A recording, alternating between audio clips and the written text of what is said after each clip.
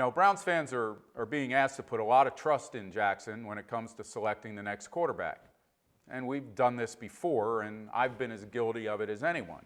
You look at the quarterback credentials of the people in Berea making the decisions, and you determine that they probably know what they're doing.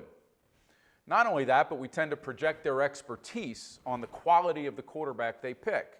For instance, Mike Holmgren's regime, he was a guru, right? Drafted Brandon Weeden. We thought that was going to be good because Holmgren had also coached Brett Favre. So Weeden must be the right pick. Well, that didn't exactly work out. So let's hold off on this and this kind of thinking until we see what Hugh Jackson really does. So far, we're just hearing him talk up everybody. We're told that he loved Colin Kaepernick when Kaepernick was coming into the league and Hugh Jackson was in Oakland. And now we hear him call Robert Griffin III a tremendous talent. The same RG3 who played behind not only Kirk Cousins, but also Colt McCoy last year.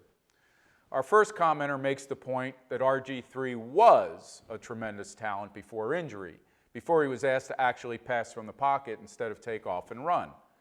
Jackson seems to be exploring options quarterback-wise, and that's smart. It'll be smarter if he doesn't let an RG3 signing change what is best for this organization, and that's drafting a top quarterback and developing him.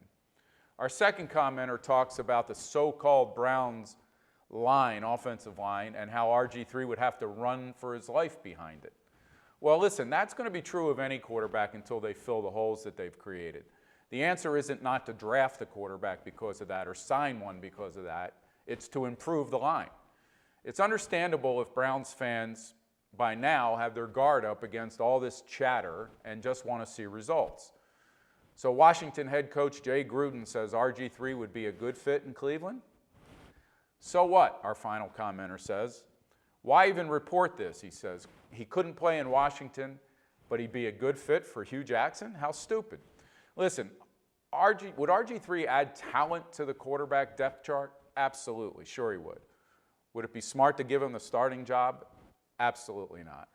But until we see what Hugh Jackson really thinks, and that won't happen until he puts a team on the field in training camp and then for the regular season, the only thing we can say for sure is that if this team doesn't draft and develop a talented young quarterback, commit to him, develop him, put weapons around him to support him, we'll be having this discussion year after year.